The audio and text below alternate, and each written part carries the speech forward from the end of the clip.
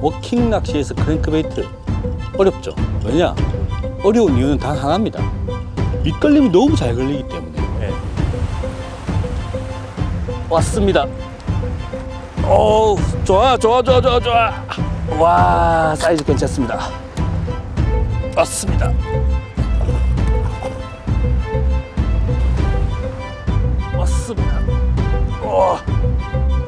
우와, 사이즈 좋다.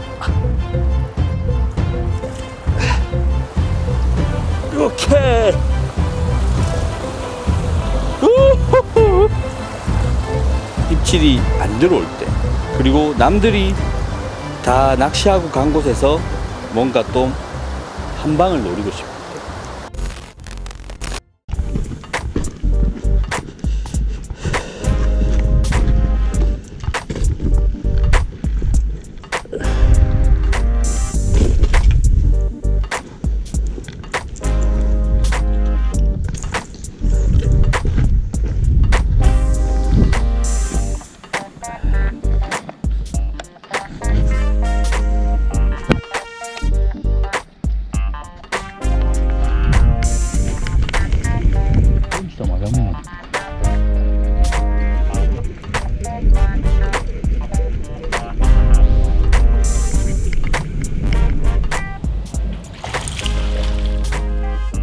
오케이.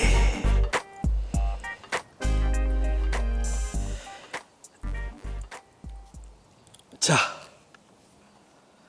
물이 탁한 곳에서 크랭크베이트를 던지니까 바로 물었네요. 야, 제가 지금 물이 빠진 그 상황을 알고 일단 수심에 맞춰가지고 약 한 1.5m에서 1m 들어가는 크랭크베이트를 던졌는데 바로 입질이 들어왔습니다. 이 크랭크베이트 편을 촬영하러 왔는데 감독님께서 카메라 세팅한 사이에 한번 수심이 얼마쯤 되나 한번 던져볼까 던졌는데 바로 물었어요. 고기가. 상황이 좋은 건지 안 좋은 건지 잘 모르겠는데 일단은 물이 좀 빠져 있는 하천으로 왔어요. 일단은 물이 빠져 있는 하천으로 와서 수심이 얕은 얕게 들어가는 이 크랭크베이트로 공략을 해보려고 왔습니다. 운 좋게 한 마리가 나왔는데 제대로 한번 정식으로 한번 해보겠습니다. 고기 안 나오면 이거 넣어줘야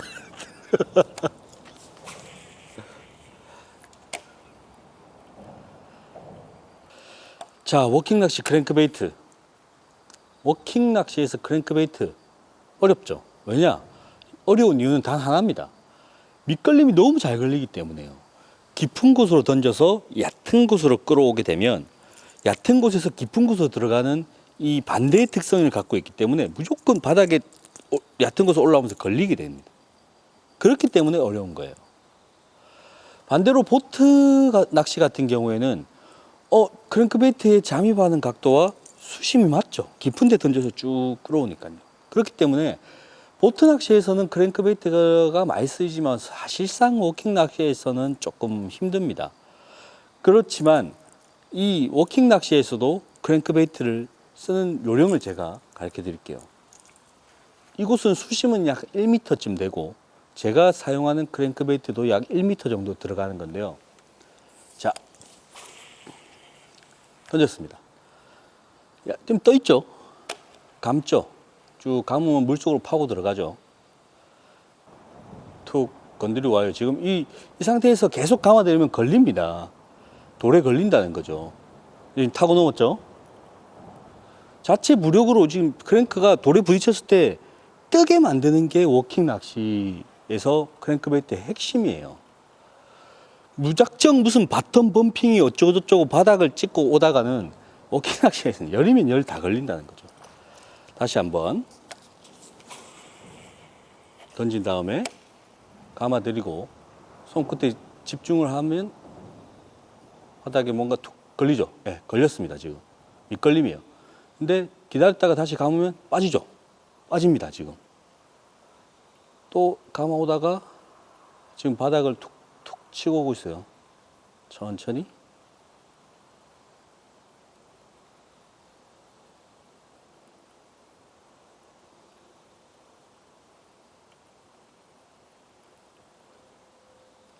걸렸죠. 빠집니다. 이런 식으로. 크랭크는 들어갔다가 기다리면 붕 떠오른단 말이에요. 대부분 고브렉이란 말이에요. 그렇기 때문에 밑걸림 같은 거는 너무 빠르게, 그리고 확실히 걸리지 않는 이상은, 빠르게 감다가 확실히 걸리지 않는 이상은 웬만하면 기다리면 빠져나온다. 그렇게 생각하시면 되겠습니다.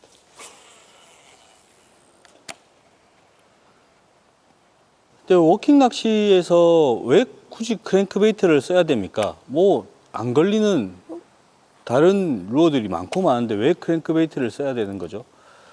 크랭크베이트를 꼭 써야 되는 상황이 있습니다.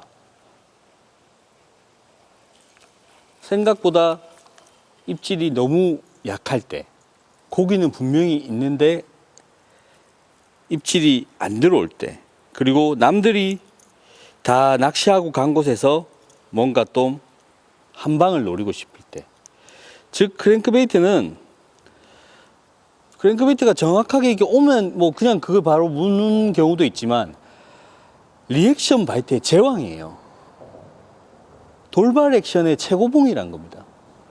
즉 바닥을 찍고 오면서 제 멋대로 튀어오르는 그런 바텀 범핑도 있지만, 물속에서 혼자서 신나게 흔들면서 오는 그러한 자극적인 것도 있다는 거죠. 여러 개가 복합된 그러한 루어이기 때문에 남들이 먼저 선점해서 치고 간 곳, 아니면 웬만해선 자연스러운 곳에 입질을 하지 않는 곳에서 입질을 끌어내는 마법이 있죠.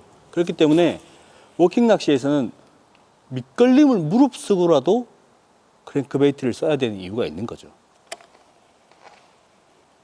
그리고 크랭크베이트 낚시가 정말 빨라요. 긁어오는 거잖아요. 20m, 30m 거리를 촘촘하게 옴낚시를 해서 넘어온다고 칩시다. 언제 그 다 많은 거를 다 칠 거죠? 크랭크베이트는 싹 와이파이라고 그러죠. 와이파이 모양으로 딱 긁어오게 되면 그곳은 거의 뭐 입질은 다 들어온다. 뭐 그렇게 보시면 될 것 같아요. 즉 시간적인 개념에서 상당히 빨리 운용을 할 수가 있다. 그리고 리액션 바이트도 잘 들어온다.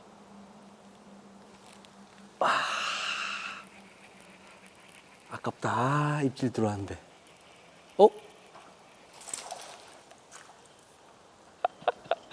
다시, 이건 아니다.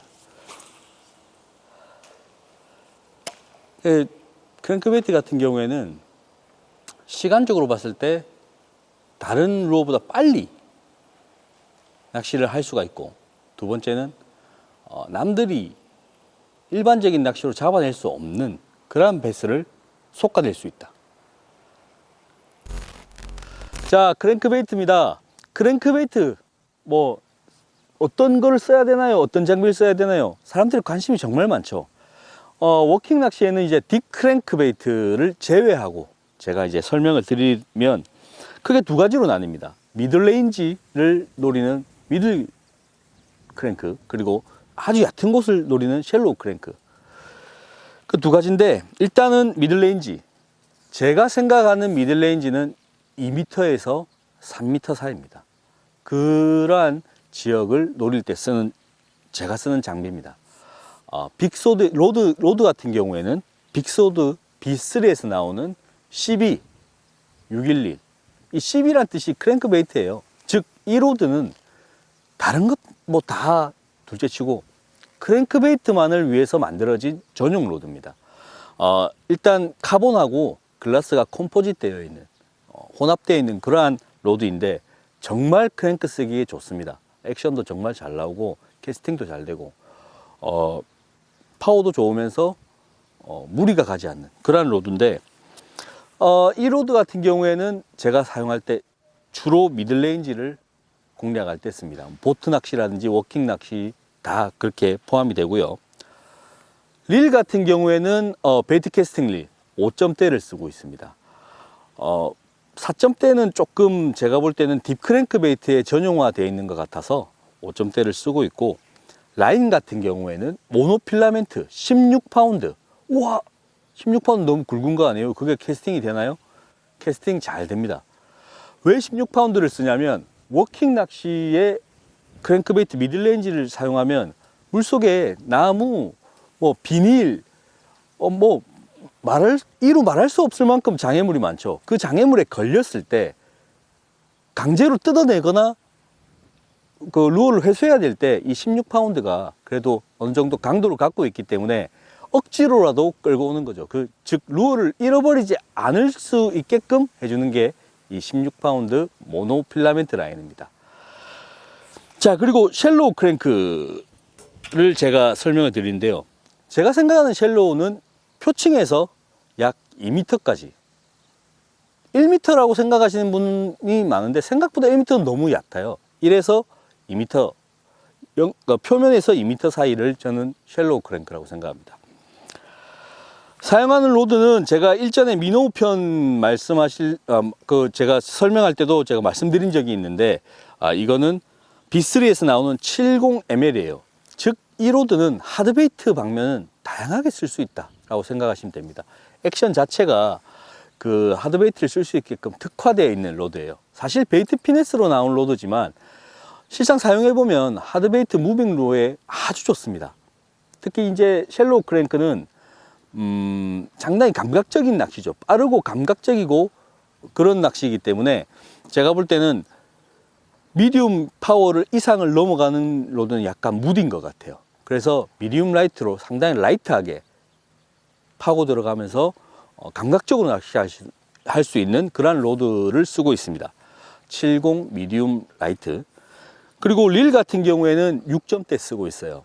5점대 같은 경우에는 미들, 4점대는 딥크랭크, 그리고 6점대는 범용 기어지만 약 1m에서 2m 사이의 크랭크베이트를 사용하기에는 전혀 무리가 없다라는 판단하에 그렇게 사용하고 있고, 라인은 14파운드 모노필라멘트를 쓰고 있습니다. 뭐 사실 카본을 쓰는 경우도 있고 모노를 쓰는 경우도 있는데 굳이 그거는 저는 가리지는 않고 카본을 쓸 때도 있고 모노를 쓸 때도 있습니다. 지금은 모노 필라멘트가 감겨 있네요. 그리고 루어 같은 경우에는 약 한 1m를 들어갈 수 있는, 그리고 1m 약간 이상을 들어갈 수 있는 주로 그런 루어들을 많이 쓰고 있습니다. 자, 이렇게 제가 사용하는 쉘로우 크랭크베이트랑 미들레인지 크랭크베이트, 그 전용 로드들과 전용 릴 라인에 대해서 설명을 드렸는데요. 워킹 낚시에서 크랭크베이트 정말 어렵습니다. 하지만 이런 전용 장비들을 가지고 한번 사용을 해보시면 생각보다 편하고 쉽게 크랭크베이트 낚시를 즐기실 수 있을 겁니다. 네. 자, 내려가 보시죠.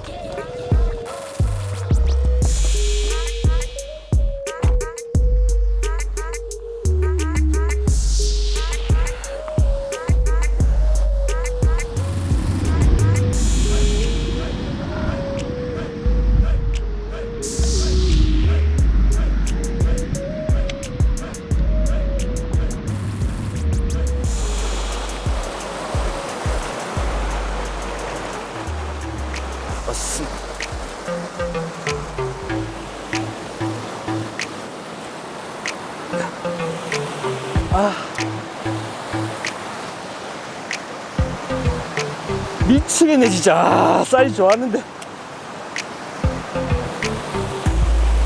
아우 진짜.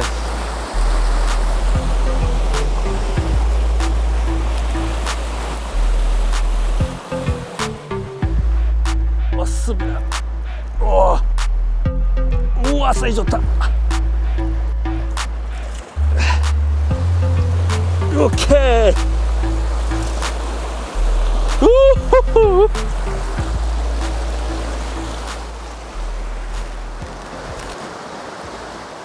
워킹 낚시에서도 크랭크베이트를 쓸 수 있는 곳이 있습니다. 뭐 한정적이긴 하지만 이곳을 보시면 보가 형성이 되어 있고 그 밑에 물 떨어지는 곳에 일정하게 수심이 이루어져 있죠. 그 제방공사, 이 보공사를 하면서 준설을 했기 때문입니다. 그런 곳을 적당한 수심이 맞는 크랭크베이트로 횡으로 긁어서 오게 되면 거기에 숨어있던 베스들이 반응을 하게 됩니다. 사이즈도 괜찮은데, 야, 크랭크베이트가 상당히 어렵다고 하지만 생각만큼 그렇게 어려운 건 아닙니다. 쉽게 이렇게 잡아낼 수 있죠. 자, 제가 처음에 이 포인트에 들어왔을 때 약 한 1m 정도 들어가는 크랭크베이트를 달고 왔어요. 근데 딱 던져보니까 이것보다 좀 더 깊은 게 필요하다 라고 해서 약 한 2m 정도 들어가는 크랭크베이트로 바꿨습니다. 그 이유는 크랭크베이트가 아무리 파괴적인 어떠한 파장을 일으키면서 리액션 바이트를 유도한다고 해도 그 적정 수심이 맞지 않으면 무용지물이에요. 그렇기 때문에 물도 탁하고 해서 진동도 많고 바닥도 찍을 수 있는 약 한 2m 들어가는 이러한 하얀색 크랭크베이트가 적중했던 것 같습니다. 워킹 낚시에서는 이런 식으로 로테이션을 정말 빠르게 가야 됩니다. 던져보고 바닥에 찍지 않는다, 감이 없다 싶으면 바로 수심이 깊이 들어간 걸 바꿔야 돼요. 그런 다음에 또 바꿔보고 이것보다는 조금 더 넓은 게 필요하겠다, 큰 게 필요하겠다 하면 큰 걸로 또 바꾸고, 그런 식으로 하는 게 워킹 낚시 크랭크베이트의 로테이션이에요. 로 로테이션.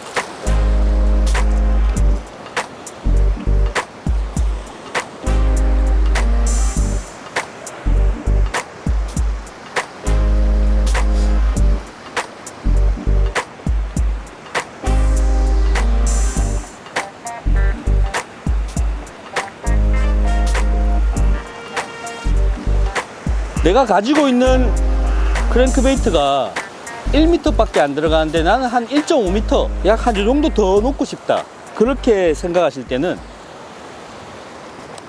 캐스팅을 한 다음에 무릎을 꿇고 로드를 물속에 박은 다음에 감으십시오.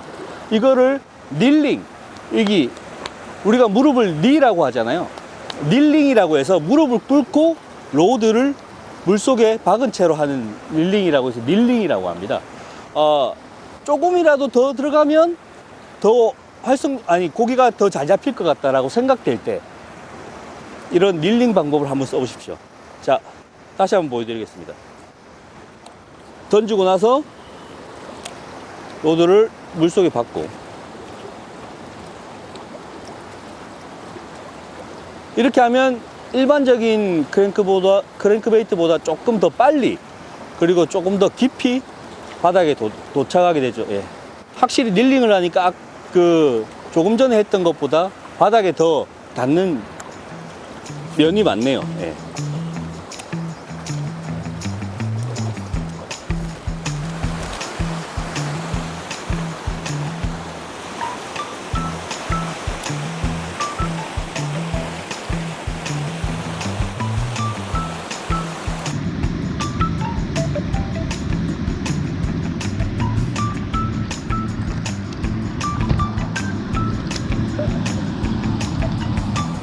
자, 귀여운 베스가 나왔습니다. 이 베스 같은 경우에는 이 크랭크베이트가 바닥을 찍지 않고 그냥 중충을 올 때 그냥 공격한 베스예요. 즉 약 한 2m도 들어가지 않는 1m 50, 1m 정도만 들어가는에도 불구하고 중충을 유용해 올 때 그 중충에 떠 있는 베스가 있으면 이 크랭크베이트에 반응을 합니다. 즉 크랭크베이트가 꼭 바닥을 찍어야 된다는 건 아니라는 거죠. 그렇기 때문에 조금 내가 이 바닥을 찍고 싶은데 상황이 조금 고기가 떠 있는 것 같다 라고 할 때는 굳이 꼭 바닥을 고집하지 마시고 약간 띄워서 이렇게 릴링만 해보시면 고기가 또 물기도 합니다. 크랭크베이트 액션법에 대해서 물으시는 분들이 많은데, 크랭크베이트의 가장 좋고 가장 강력한 액션법은 그냥 던지고 감는 겁니다. 그냥 던지고 감으면서 나오는 그 파동, 액션, 거기에다가 더해지는 바닥 장애물과 부딪힘에서 일어나는 돌발적인 움직임, 이게 바로 크랭크베이트의 가장 최고이자 가장 쉬우면서도 가장 어려운 방법 중에 하나는 그냥 감기입니다. 지금도 제가 주로 하고 있는 게 그냥 감고 있어요. 왔습니다. 좋아.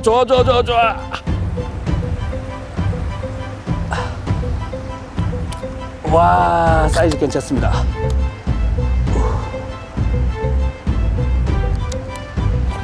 우와, 파고 들어간다, 파고 들어간다. 오케이.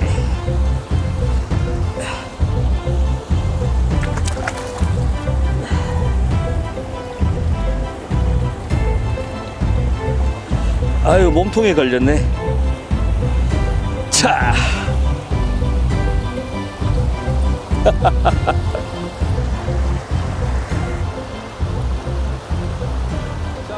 이 베스 같은 경우에는 몸에 크랭크베이트가 걸려서 끌어올려 왔는데요. 트래블 훅이 가지고 있는 장점이자 단점이죠.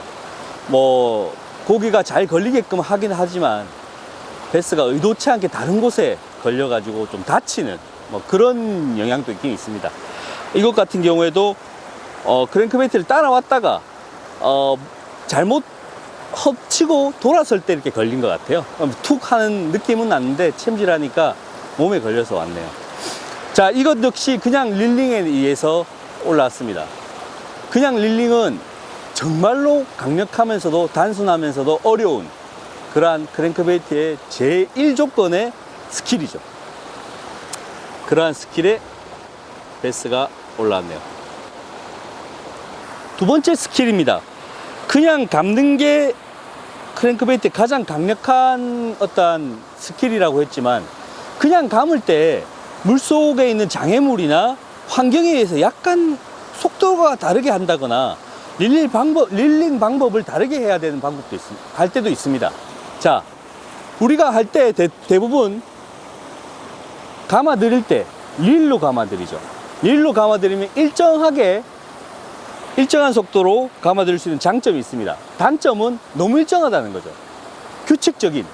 그러면 이제 베스가 여기에 이제 학습이 되면 별 이제 반응을 안 할 수도 있다는 겁니다. 그럴 때를 대비해서 감아들여서 한계 수심까지 내려갔다고 쳤을 때 몸으로 쭉 이런 식으로 돌리는 이런 방법을 한번 써보세요. 이 방법은 워킹 낚시에서 아주 효과적입니다. 왜냐하면 이 릴링보다는 몸을 돌릴 때 불규칙하게 움직이거든요. 왜냐? 릴링에 의해서 이렇게 일정하게 내려오다가 내가 몸을 돌릴 때 약간 떴다가 로로로로록 하면서 속도의 변화가 일어나게 되죠. 왜냐하면 릴링하고는 내가 몸을 돌리는 것과는 다르기 때문이죠. 자, 돌린 다음에 한계 수심에 다다르게 한 다음에 속도가 더 느려지죠. 지금은 천천히. 그런 다음에 잉여 라인을 감아주는 이런 식으로. 제가 예전에 스피너베이트에서도 한번 비슷한 걸 보여드렸는데 크랭크베이트에서도 마찬가지입니다. 감고 여기에 고기가 있을 것 같아 하면 좀 집중을 하면서 천천히. 너무 빨리 오면 안 될 것 같아 이러면 천천히 이런 식으로 릴링의 변화를 한번 줘보시기 바랍니다. 그러면 똑같은 속도에 익숙해 있던 베스도 다시 입질을 하는 경우가 있거든요.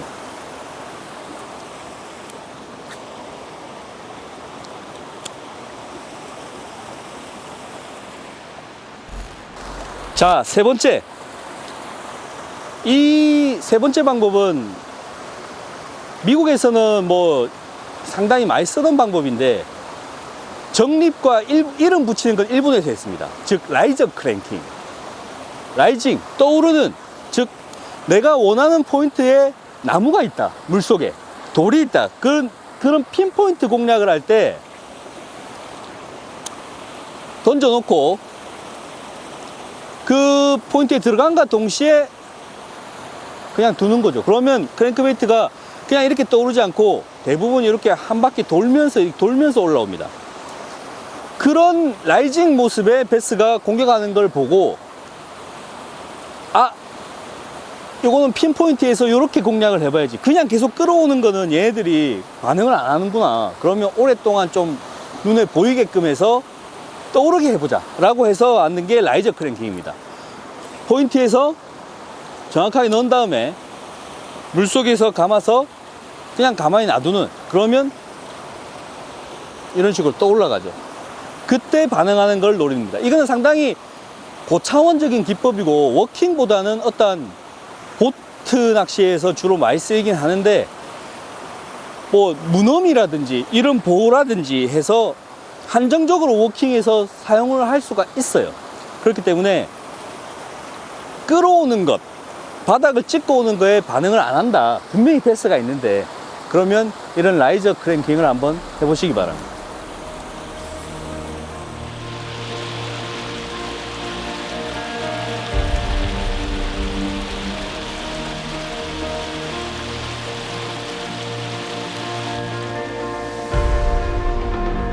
왔습니다.